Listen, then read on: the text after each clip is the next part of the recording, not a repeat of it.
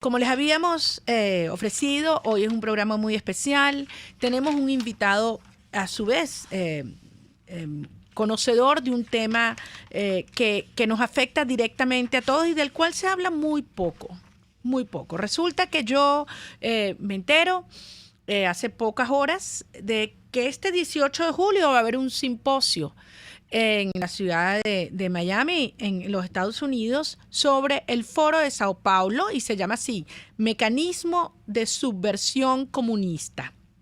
El moderador es el señor Julio Schilling y también van a estar como panelistas Julio Quibeiro y José Venegas. Y les debo decir que me llamó mucho la atención porque siendo este un tema tan relevante que nos afecta directamente a los venezolanos, a toda América Latina, a todo el hemisferio, diría las democracias occidentales, es la primera vez que al menos detecto en estos últimos días que tiene lugar un evento como este, cuando sabemos que dentro de muy poco, el 25 de julio, tiene lugar aquí en Venezuela, el 25 encuentro del Foro de Sao Paulo, precisamente aquí en Caracas. Así que hemos tenido la oportunidad y le agradecemos al señor Julio Schilling, politólogo, escritor y director de Patria de Martí, de compartir estos minutos con nosotros. Bienvenido a Venezuela y a todos aquellos latinoamericanos que nos escuchan alrededor del hemisferio, señor Schilling. Gracias por compartir estos minutos con nosotros.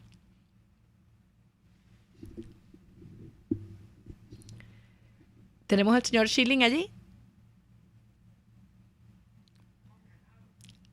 A ver qué pasa.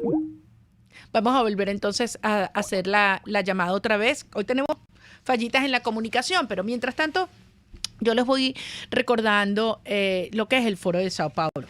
En el 3 de julio de 1990, el Partido de los Trabajadores, el PT de Brasil y el Partido Comunista de Cuba convocan al Foro de Sao Paulo. Y el fin era redefinir los objetivos y las actividades de la izquierda.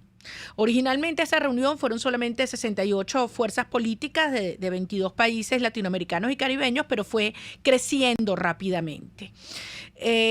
Y durante estos años han venido reuniéndose, avanzando en el control y la toma del gobierno y del poder en varios países, al extremo que en el año 2008-2009 llegaron a tener 14 jefes de Estado simultáneamente perteneciendo al Foro de Sao Paulo. Foro de Sao Paulo ahora va a la ofensiva nuevamente después de haber perdido el poder en varios países, obviamente en Brasil, en Argentina, en Ecuador, y están reorganizándose, y debemos recordar que Diosdado Cabello se reunió recientemente en La Habana con Díaz-Canel y Raúl Castro. Por eso considero tan importante este simposio que está organizándose en el estado de la Florida el 18 de julio, que como les decía se llama el Foro de Sao Paulo, Mecanismo de Subversión Comunista. Su moderador y organizador es el señor Julio Schilling, quien nos acompaña hoy. ¿Cómo está, señor Schilling? Encantado, María Corina, de estar con ustedes en esta tarde. Bueno, explíquenos el objetivo de este simposio, por qué surgió, por qué no ha habido más alertas sobre lo que constituye el Foro de Sao Paulo y la amenaza, como usted dice, de subversión comunista para toda la región.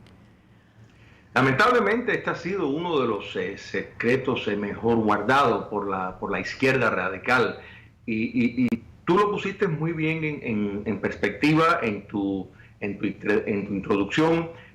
Yo quisiera aportar a ese entendimiento dando esta noción. Mira, al caer el comunismo soviético, en efecto el Foro de Sao Paulo rescata el comunismo internacional. Y tenemos que entender, el comunismo internacional no cayó, simplemente ha tenido una mutación en un nuevo modelo para llegar al poder, que su primer su primer prototipo ha sido el caso lamentable de Venezuela. No es que esta haya sido la primera vez que llega un movimiento marxista al poder por las urnas, no, pero sí el que sale producto del Foro de Sao Paulo. Y esto fue un invento de Fidel Castro con el fin de, ya convencido de que no iban a tener el financiamiento de la Unión Soviética, por naturalmente su implosión,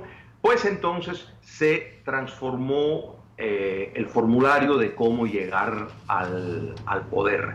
Y la realidad, y tú haces eco de eso, si miramos cómo las democracias combatieron a esa guerra subversiva del comunismo internacional a través de la década de los 60 y de los 70, no tuvieron un logro que no fue revertido, absolutamente ninguno. Todos fueron revertidos. El único que quedó en pie, bueno, fue Cuba comunista.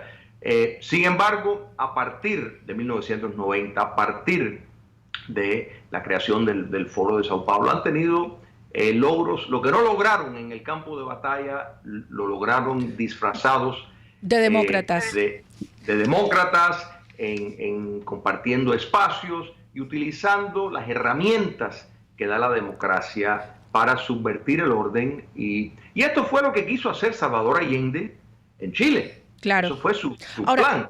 Ahora, usted piensa, señor Schilling, y ustedes han podido persuadir y hacer entender en principio a todos los latinoamericanos de cómo esta operación muy bien pensada originalmente por Fidel Castro y por Lula da Silva explotó los recursos venezolanos para que este formato de régimen se expandiera por toda la región. Usted sabe lo que son 14 jefes de Estado simultáneamente en el 2009.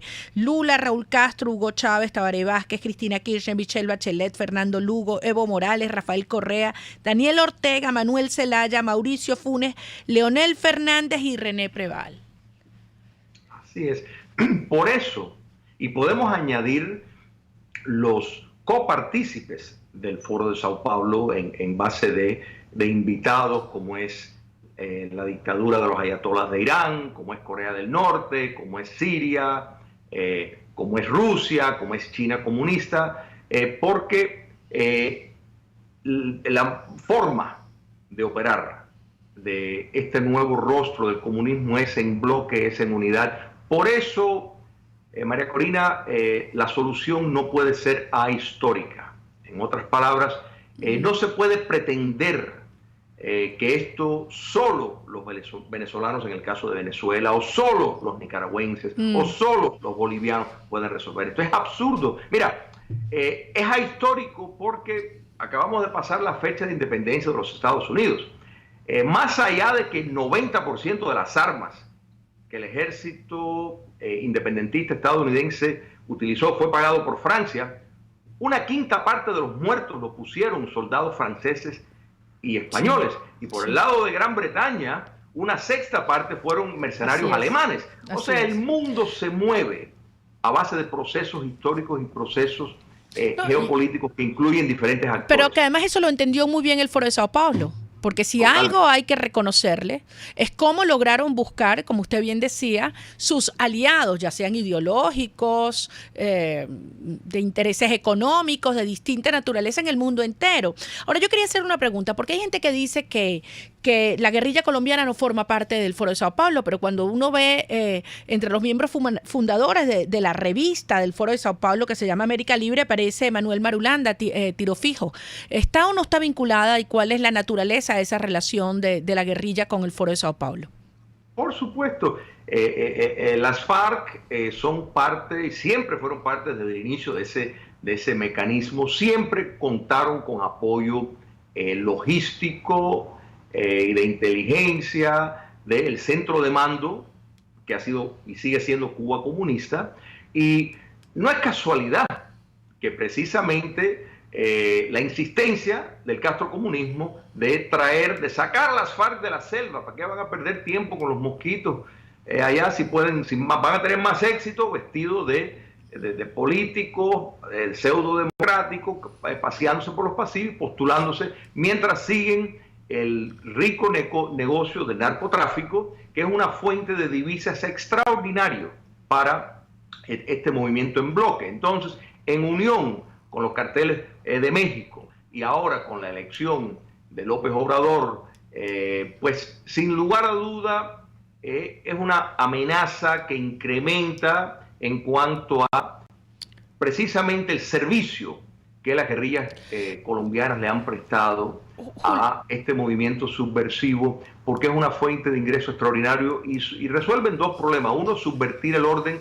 principalmente en los Estados Unidos, en la sociedad norteamericana, pero también les resulta una gran fuente de ingresos. Y desde las décadas de los 70, ya la inteligencia estadounidense tenía evidencia de sobra de la participación de Cuba comunista en el narcotráfico. O sea que esto es parte de... Pero lo resolvieron rápidamente mandando a asesinar al general Ochoa, ¿no? Tratando de lavarse la cara y exculparse. Ahora, seguramente ustedes notaron y siguieron lo que fue la reunión del señor Diosdado Cabello hace pocas semanas en La Habana. Precisamente el motivo que hacía público era como coordinador y organizador del encuentro 25 del Foro de Sao Paulo, que va a ser aquí en Venezuela entre el 25 y el 28 de julio. ¿Qué interpretación le da usted a estos dos encuentros y qué sientes que viene ahora con esta reunión y el Foro de Sao Paulo como pretendiendo repotenciarse desde propiamente nuestro país? Mira, primero tenemos que entender bien lo que es el Foro de Sao Paulo. O sea, una cosa es lo que se proyecta públicamente, lo que se ve en los sitios web y el rostro que le quieren dar al mundo como simplemente la voz de los partidos de izquierda. Pero eso es simplemente la pantalla que quieren dar, la imagen que quieren ofrecer principalmente al mundo libre. La realidad es que el Foro de Sao Paulo se funda y sigue teniendo un mando civil, un mando militar, que ha reunido los elementos más subversivos, desde Gorrión Merlo, de Argentina, un terrorista connotado, Tomás Borges, Frei Beto, en su fundación. Brasil ha sido un aliado extraordinario y la única razón por la cual Brasil no se pudo comunizar fue, gracias a Dios, que las Fuerzas Armadas no fueron subvertivas, y en gran parte de ese crédito lo tiene el actual presidente, que trabajaba con la inteligencia brasileña y les frustró una serie de intentos de penetrar las Fuerzas Armadas. Porque eso ha sido mira, aquí han habido varios caminos, María Corina, para poder entender esto bien, para desarmar las democracias, porque no es que los comunistas de pronto han descubierto la última botella de Coca-Cola en el desierto. No, simplemente que las democracias no han sabido qué hacer con este nuevo modelo, porque primero tiene el simulacro de democracia, segundo, el comercio internacional se ha prestado para dar el malentendido de que si ellos juegan con el mercado, si tienen algo que ver con nociones de propiedad privada, pues que más bien se parecen a modelos fascistas en ese sentido, pues que son una democracia y no es nada por el estilo. Absolutamente, es la vulnerabilidad de la democracia y ahí es donde está el límite, y lo hemos discutido mucho de la sociedad liberal en cuanto a la tolerancia frente a quienes quieren destruir sus instituciones. Casualmente, bueno, hemos hablado mucho sobre el tema del mal extremo y esto viene al caso. Ahora, aterrizando, porque nos quedan pocos minutos, sobre este encuentro 25 aquí en la ciudad de Caracas, ¿qué significado le otorga a usted, Julio? ¿Y qué cree que viene después, inmediatamente después? ¿Qué piensa? ¿Cuáles van a ser los movimientos del Foro de Sao Paulo a raíz de ese encuentro, donde han anunciado, por cierto, que vienen más de 800 invitados internacionales representando a 120 partidos provenientes de 25 países del mundo? Correcto. Este es un gran espaldarazo a la dictadura Castro Chavo comunista en Venezuela. Ese es el propósito, presentar esa imagen, y sería muy lamentable que demócratas de cualquier país participen en semejante juego, porque la clara intención del Foro de Sao Paulo es precisamente darle fuerza a la dictadura en Venezuela. En ningún momento y su expansión. Ningún comunista va a abandonar su colonia, que es Venezuela. Eso es ilusorio pensar que van a abandonarlo. No sueltan el poder. No sueltan el poder. El poder hay que quitárselo. Por supuesto, lo que funcionó en la década de los 60 y los 70, María Corina, es lo que funciona ahora. La solución de Chile, ¿cuál fue? No el plebiscito que hizo el régimen autoritario de Augusto Pinochet. Lo que funcionó fue el acto siguiendo las exigencias populares del pueblo chileno, de que sacaran al gobierno inconstitucional que ya había violado las constituciones de Salvador Allende, que estaba en camino a comunizar Julio, a Chile. ¿Qué fue lo que funcionó en Honduras? ¿Qué evitó que Zelaya pues formara parte de y convirtiera a Honduras en otro régimen Julio, socialista? se nos ha acabado el tiempo. Sin embargo, una última reflexión te pediría. ¿Por qué, si quienes comparten esta visión que terminan constituyendo sistemas totalitarios de opresión, de destrucción, de generación de pobreza y violencia, son capaces de articularse y de organizarse de manera tan efectiva y se defienden y se financian unos a otros? ¿Por qué los demócratas liberales de nuestro hemisferio no hemos logrado constituir una plataforma con el mismo vigor para defender precisamente el Estado de Derecho y las libertades individuales en nuestras naciones?